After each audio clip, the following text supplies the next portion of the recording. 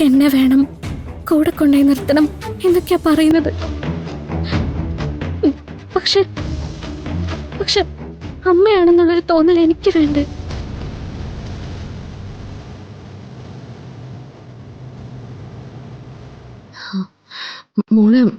മോളവരുടെ details ചോദിച്ചായിരുന്നോ?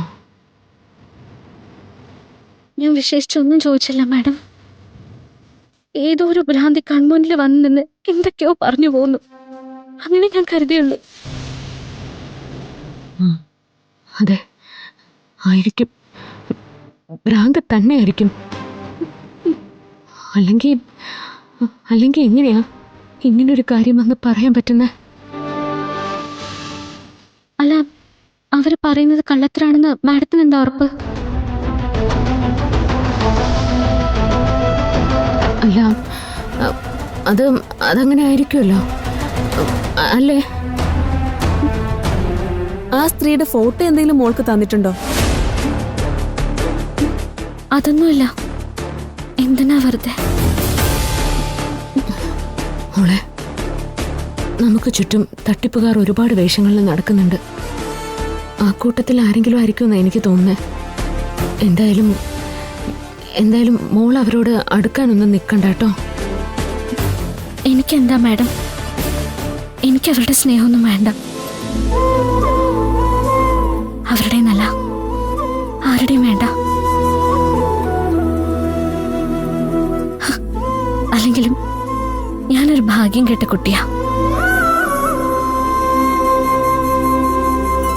എനിക്ക് നല്ലതൊന്നും വിധിച്ചിട്ടില്ല ആരിൽ നിന്നും. മോളെ പേടിക്കണ്ട. അമ്മയുടെ മോളെ ആരും വേദനിപ്പിക്കില്ല. മോൾ ഒരുപാട് ശ്രദ്ധിക്കണം.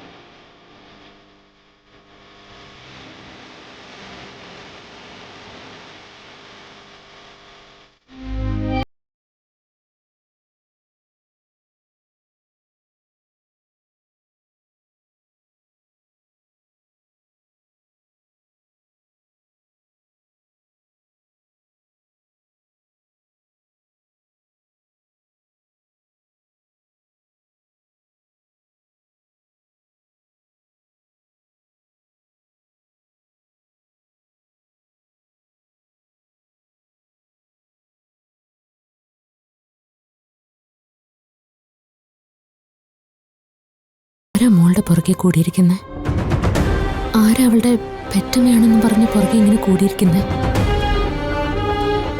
എത്ര ആലോചിച്ചിട്ടൊരു പിടിയും കിട്ടുന്നില്ല. ഞാനും കുറെ ആലോചിച്ചു. വിശ്വസിക്കാൻ കഴിയാത്ത തട്ടിപ്പുകളുടെ കാലം. ഇറങ്ങി തിരിച്ചിരിക്കുന്ന ആരാന്ന് ആർക്കറിയാം? ഒരു ഉദ്ദേശമില്ലാതെ രാധികയെ തേടി ആരും വരില്ല. ഇതുവരെയുള്ള എൻ്റെ അനുഭവത്തിൽ എൻ്റെ മകളെ തേടി വരണമെങ്കിൽ അതൊരാളെ ചെയ്യും. ഐശ്വര്യ.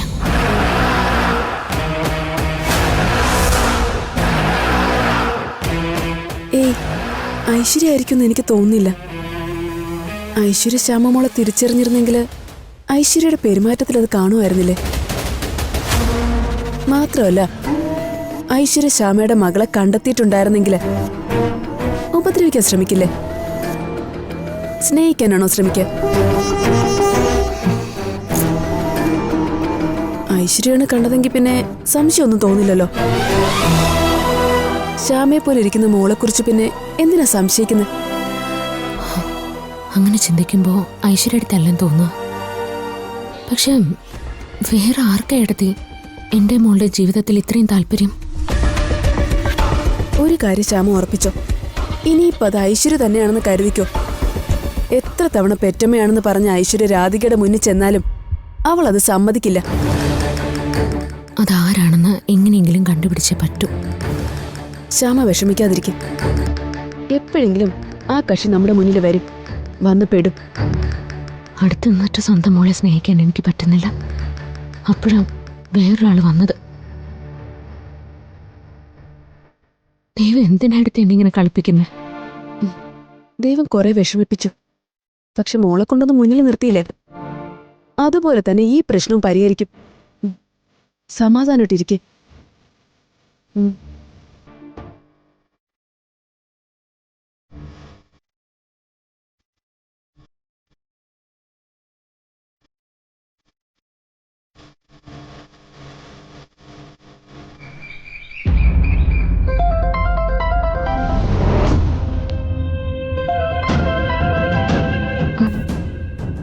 ഹലോ മുത്തശ്ശി. എനിക്കിവിടെ ഇരുന്നിട്ട് ഒരു സമാധാനവും കിട്ടുന്നില്ല മോളെ. എന്തായി അവിടുത്തെ കാര്യങ്ങള്? വരുണിനോട് അടുക്കാൻ എല്ലാ ശ്രമങ്ങളും ഞാൻ നടത്തുന്നുണ്ട് മുത്തശ്ശി. പക്ഷെ വരുൺ ഒരു തരി പോലും അടുക്കുന്നില്ല. എന്റെ അതൊക്കെ പതുക്കെ പതുക്കെ ആയിക്കോളും. അല്ലാതെ എവിടെ പോവാനാ ഈ ആണുങ്ങളൊക്കെ? പത്മിനിയും ബാക്കിയുള്ളവരും ഒക്കെ നല്ല രീതിയിൽ തന്നെയല്ലേ നിന്നോട്? പ്രത്യേകിച്ച് രാധിക ചേച്ചി. ചേച്ചി എന്റെ മുൻപിൽ വെച്ച് വരുണിനെ ഒരുപാട് ചീത്ത പറഞ്ഞു. എന്തിന്? അത് വരുണിന് ഞാൻ കൊണ്ടുപോയി കാപ്പി കൊടുത്തപ്പോ അതിഷ്ടപ്പെട്ടില്ല. കുറച്ച് മധുരം ഇടാൻ വേണ്ടി ചേച്ചിയോട് പറഞ്ഞതാ. അതിന് ഞാൻ വേലക്കാരിയാണെന്നൊക്കെ ചോദിച്ചു. അതോടെ നീ അങ്ങ് വിശ്വസിച്ചു അല്ലേ? വിശ്വസിക്കാതെ പിന്നെ? എന്റെ മോളെ, ലോകം കുറേ കണ്ടതാ എന്റെ ഈ കണ്ണുകള്. ഒരാണിനെ നമുക്ക് പെട്ടെന്ന് മനസ്സിലാക്കാൻ പറ്റും. അതുപോലെ അല്ല അടുത്ത് നിൽക്കുന്ന ഒരു പെണ്ണ്. മുത്തശ്ശി എന്തൊക്കെയായി പറയുന്നത്? ഞാൻ പറഞ്ഞാൽ അതുപോലെ അങ്ങ് ചെയ്യണം. നീ രാധികയോട് അല്പം അകലം പാലിച്ചു, അതാ നിനക്ക് നല്ലത്. അതെങ്ങനെയാ മുത്തശ്ശി? ചേച്ചി മുഴുവൻ നേരം എന്റെ കൂടെ അല്ലേ? നല്ല കാര്യങ്ങൾ മാത്രമാ പറഞ്ഞു തരുന്നത്. വരുണിനെ എന്നെ ഒന്നിപ്പിക്കാൻ ശ്രമിക്കുന്നുണ്ട്. അങ്ങനെ ഒരാളെ ഞാൻ എങ്ങനെ അകറ്റി നിർത്തും? അങ്ങനെ ഒരാളുമായിട്ട് ഞാൻ എങ്ങനെ വഴക്കുണ്ടാക്കും? ഇടി മോളെ പ്രിയങ്കേ, ആദ്യമൊക്കെ എനിക്ക് തോന്നിയിരുന്നതേ നിന്റെ ജീവിതം നിന്റെ കൈവിട്ട് പോകുന്നുണ്ടോന്നാ. കാരണം കണിമംഗലത്തുള്ളവരുടെ മനസ്സിൽ നീ ഉണ്ടായിരുന്നില്ലല്ലോ. എടി പക്ഷെ ഇപ്പൊ അങ്ങനല്ല.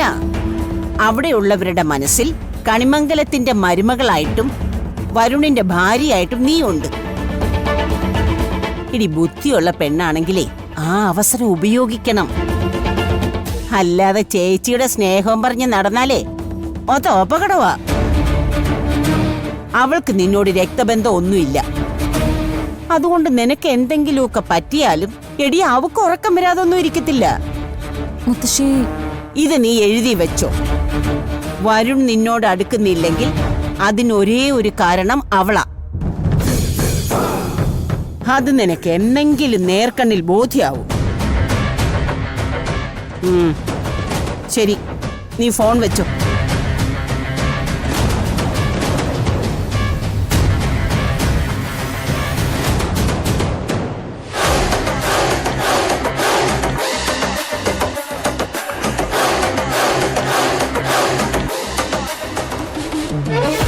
കുറച്ചു മുമ്പേ ചെറിയച്ചൻ വിളിച്ചിരുന്നു കൽപ്പനെ. ആഹാ, എന്നിട്ട്? ഞാൻ ഇവിടുത്തെ കാര്യങ്ങളൊക്കെ പറഞ്ഞു. ചെറിയച്ച ഹാപ്പിയാ. നമ്മളോട് കണ്ണും പൂട്ടി ഏടത്തിയുടെ കൂടെ നിൽക്കാനാ പറഞ്ഞിരിക്കുന്നത്. അതല്ലെങ്കിലും അങ്ങനെയല്ലേ നമ്മൾ ചെയ്യൂ ചെറിയമ്മേ. പക്ഷേ ഏട്ടത്തിയുടെ മനസ്സ് സോഫ്റ്റാ. കണ്ണീര് കണ്ട അപ്പം അലിഞ്ഞു പോവും. ആ, അലിയാതിരിക്കാൻ നമ്മളില്ലേ? രാധിക വരുണിനെ സ്നേഹിക്കുകയോ സ്നേഹിക്കാതിരിക്കുകയോ ചെയ്യട്ടെ. പ്രിയങ്ക ജീവിക്കോ ജീവിക്കാതിരിക്കോ ചെയ്യട്ടെ. നമ്മുടെ ലക്ഷ്യം അതല്ല. രാധികയും പ്രിയങ്കയും തമ്മിലടിക്കണം. രാധികയെ എന്നേക്കുമായി പ്രിയങ്ക ഇവിടുന്ന് പുറത്താക്കണം. ആ വൈരാഗ്യത്തിൽ പ്രിയങ്കയെ വരുൺ കണിമംഗലത്ത് നിന്ന് അടിച്ചിറക്കണം. അതിനെ ചൊല്ലി ഈ വീട്ടിലൊരു യുദ്ധം തന്നെ നടക്കണം. പണ്ട് തീരുമാനിച്ചതുപോലെ ഇനിയുള്ള കാലം വിദേശത്തായിരിക്കുമെന്ന് പറഞ്ഞ് വരുൺ എന്നേക്കുമായി ഇവിടം വിട്ട് പോണം. അത്രയും എത്തിക്കുന്നത് വരെ നമുക്കിനി വിശ്രമമേ ഇല്ല ചെറിയമ്മ.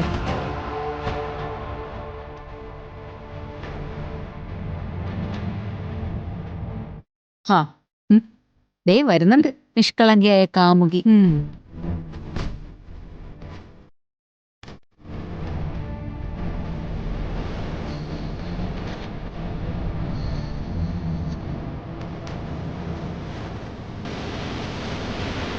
നിക്കടി. നീ എന്താ ഇത്ര വൈകിയത്?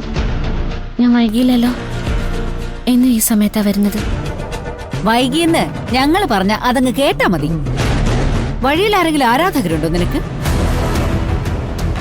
എന്താ ചെറിയമ്മ ഇത്? അവളൊരു നാട്ടിൻ പുറത്തുകാരിയല്ലേ? ചെറിയമ്മ പറയുന്നതൊക്കെ മനസ്സിലാവോ? ചോദിക്കാനുള്ളതൊക്കെ നേരിട്ട് ചോദിക്കേ. നിന്നെ വഴിയിൽ ആരെങ്കിലും കാത്തു നിൽക്കാറുണ്ടോന്നാ ചോദിച്ചത്. അവരുമായിട്ട് എങ്ങോട്ടെങ്കിലും പോവാറുണ്ടോ നീ? ഇല്ല. തൽക്കാലം അവൾക്ക് അതിന്റെ ഒന്നും ആവശ്യമില്ല ചെറിയമ്മ. അവൾക്ക് കാണാനുള്ള ആൾ ഇവിടെ തന്നെ ഇല്ലേ? ദേവനാരായണൻ തിരുമേനി അങ്ങനെയല്ലേ മക്കളെ പഠിപ്പിച്ചിരിക്കുന്നേ? ചെറിയമ്മേ, എന്തെങ്കിലും ഒരു കാര്യം കിട്ടിയാ അത് കൂടെ പറപ്പിനും കൂടി കൈമാറണം. അങ്ങനെയല്ലേടി? ദേ, ഇപ്പോ പ്രിയങ്കയ്ക്ക് ഒരു ഭർത്താവിനെ കിട്ടിയാ അത് ഇവൾക്ക് കൂടെ ഉള്ളതാണല്ലോ. അങ്ങനെയല്ലേടി? അതെ അതെ. പിന്നെ പൂജാരിയുടെ കുടുംബത്തിൽ നിന്ന് ചെയ്യുമ്പോ അതിനൊരു മഹത്വം ഉണ്ടാവും. ഏട്ടത്തി, നിങ്ങൾ എന്നെ കുത്തി നോവിക്കാണെന്ന് എനിക്കറിയാം. അയ്യോ, എന്നെ കുറ്റം പറഞ്ഞോളൂ. അതിനിടയിലേക്ക് അച്ഛന്റെ പേര് വലിച്ചഴിക്കണ്ട. ഓ, അച്ഛനെ പറഞ്ഞപ്പോ നിനക്കങ്ങ് പൊള്ളിയോ? മുൻപേ നിന്നെ ചിലതൊക്കെ ഞങ്ങൾ പറഞ്ഞപ്പോ ഈ വീട്ടിലുള്ളവര് തന്നെ ഞങ്ങളെ ആക്ഷേപിച്ചിട്ടുണ്ട്. നല്ല കുടുംബത്തിൽ പിറക്കാത്തതുകൊണ്ടാണെന്ന്. നല്ല കുടുംബത്തിൽ പിറക്കാത്തതുകൊണ്ടാ ദേവനാരായണ തിരുമേനിയുടെ കുടുംബത്തെ കുറ്റം പറയുന്നതെന്ന്. അങ്ങനെയുള്ള കുടുംബത്തിലൊരു കുറ്റം വന്നാ ഞങ്ങൾ അങ്ങ് ആഘോഷിച്ചു പോയില്ലേ മോളെ? നീ ചെല്ല്. അമ്മ നിനക്ക് ചെയ്യാനുള്ള കാര്യങ്ങളുടെ ഒരു ലിസ്റ്റ് തന്നെ തയ്യാറാക്കിയിട്ടുണ്ട്. പുറകെ ഞങ്ങളും വരാം. ഹാ,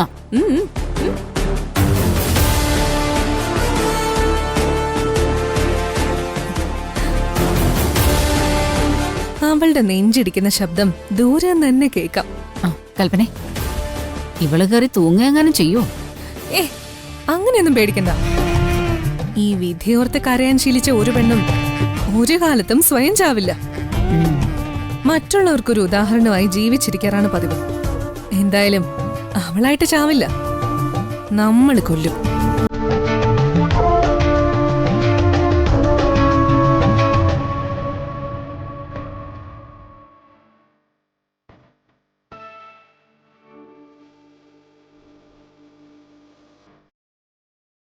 ചെറിയമ്മേ, എന്തെങ്കിലും ഒരു കാര്യം കിട്ടിയാ അത് കൂടെ പറപ്പിനെ കൂടി കൈമാറണം. അങ്ങനല്ലേടി? ദേ, ഇപ്പോ പ്രിയങ്കയ്ക്ക് ഒരു ഭർത്താവിനെ കിട്ടിയാ അത് ഇവൾക്ക് കൂടി ഉള്ളതാണല്ലോ. നിന്നെ വഴിയിൽ ആരെങ്കിലും കാത്തു നിൽക്കാറുണ്ടോന്നാ ചോദിച്ചത്. അവരുമായിട്ട് എങ്ങോട്ടെങ്കിലും പോവാറുണ്ടോ നീ? ഇല്ല. തൽക്കാലം അവൾക്ക് അതിന്റെ ഒന്നും ആവശ്യമില്ല ചെറിയമ്മേ. അവൾക്ക് കാണാനുള്ള ആൾ ഇവിടെ തന്നെ ഇല്ലേ?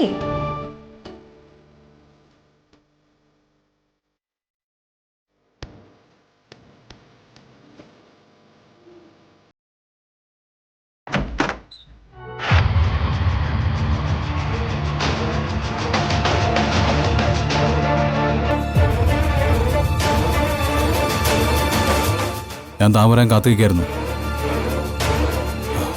തന്നെ കൊണ്ട് ആരാ ഇതൊക്കെ ചെയ്യിപ്പിക്കുന്നത്?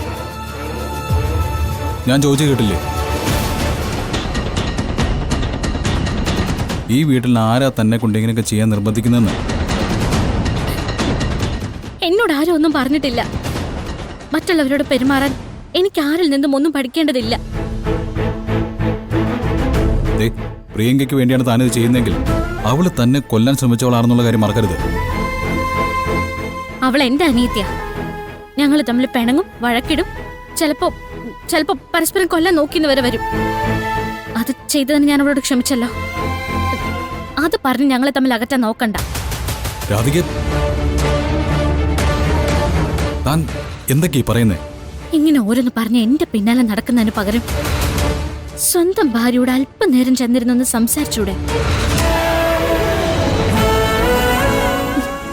അവളെയും കൊണ്ടൊന്ന് പുറത്തു പോയിക്കൂടെ? ജീവിക്കാൻ അറിയാമെങ്കിൽ അത് കാണിക്കേണ്ടത് അവളുടെ മുമ്പിലാ, അല്ലതെ എന്റെ അടുത്തല്ല. ഞാൻ ഇപ്പോഴും വിശ്വസിക്കുന്നില്ല താനിതെല്ലാം മനസ്സിൽ തട്ടി പറയുന്നതെന്ന്. അതിന്റെ പേര് ഭ്രാന്തെന്നാ.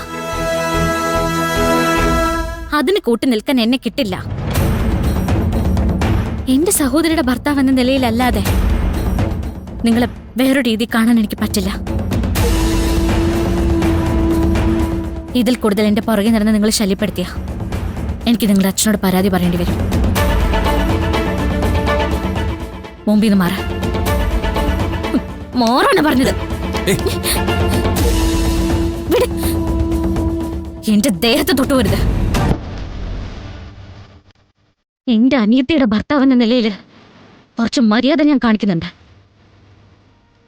അത് ഇല്ലാതാക്കിയ ഞാൻ എങ്ങനെയാ പ്രതികരിക്കാൻ എനിക്കറിയില്ല.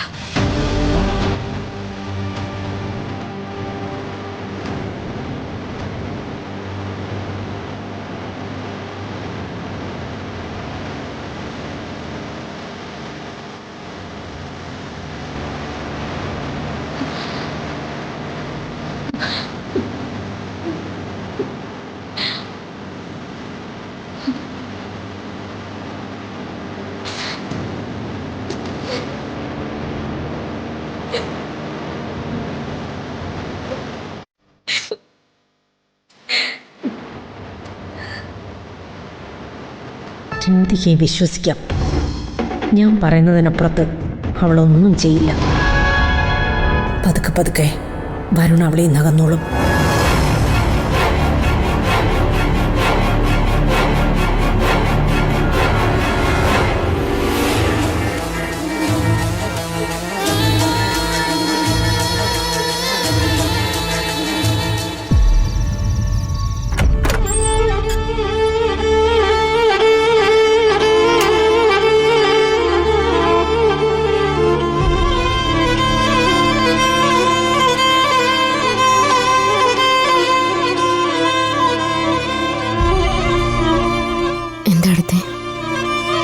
അല്ല, ഉറക്കത്തിൽ കിടന്ന് എന്തൊക്കെ വിളിച്ചു പറയുന്ന പോലെ തോന്നി.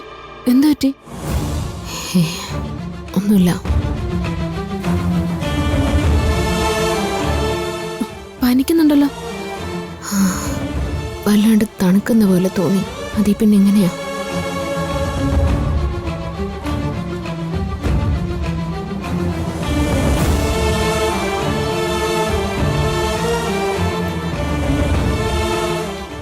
ഇത് കഴിച്ചിട്ട് കിടന്നോ?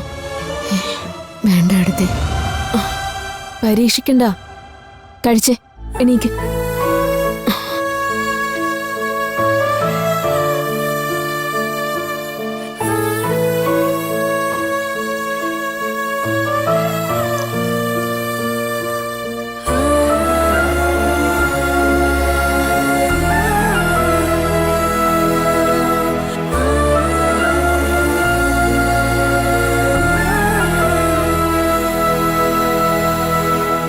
ഇപ്പൊ ഈ അവസ്ഥയുടെ കാരണം എനിക്കറിയാം. രാധിക മോളുടെ പിന്നാലെ ആരാ നടക്കുന്നതെന്ന് അറിയാനുള്ള ടെൻഷനല്ലേ? വേഷം കെട്ടുകാർ നാട്ടിൽ ഇഷ്ടം പോലുണ്ട്. നമുക്ക് വേണമല്ലോ ഒരു കാര്യം ചെയ്യാം. പോലീസിലൊരു കംപ്ലൈന്റ് കൊടുക്കാം. ആളെ അവർ അന്വേഷിച്ച് കണ്ടുപിടിക്കട്ടെ. വേണ്ട അടുത്തേ. അമ്മയാണെന്ന് പറയാൻ ഞാൻ അവളോട് മടിച്ചതാ. അതിന്റെ പിന്നിൽ അവളെ ആരെങ്കിലും അപകടപ്പെടുത്തിയാലോ എന്ന് പേടിച്ചിട്ടാ. അപ്പോ ഒരു പോലീസ് കംപ്ലൈന്റ്.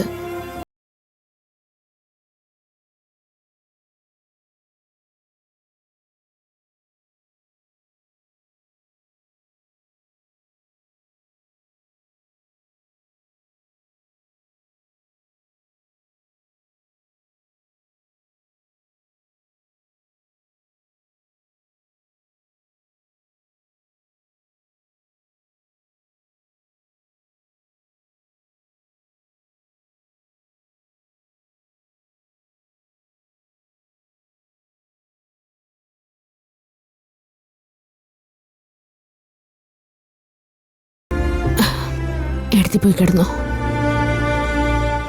എന്തെങ്കിലും ആവശ്യമുണ്ടെങ്കിൽ വിളിക്കണം കേട്ടോ. അമ്മയും മോളെയും ഇത്രയും കാലം കൃഷ്ണൻ കാത്തില്ലേ, ഇനിയും കാത്തോളും. കിടക്ക.